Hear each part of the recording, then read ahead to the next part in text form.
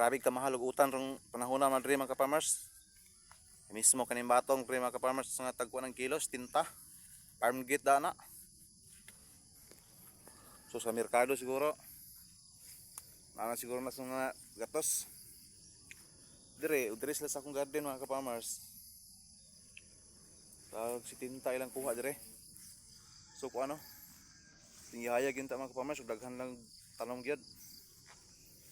Nya kay gamay ra man. So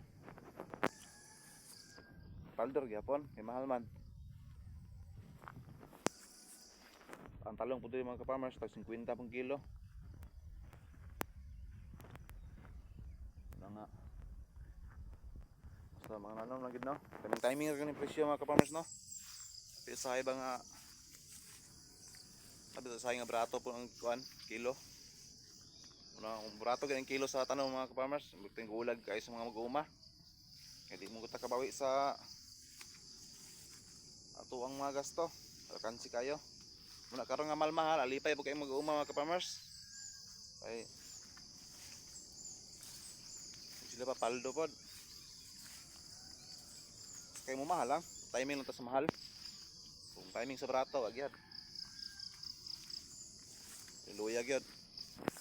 Mo dire sa amuang bukid mga ka-farmers. Kinan dire tanom-tanom ra gyud kay ni say maka timer kita ba. Sambar kita kuan. Presyo nga mahal.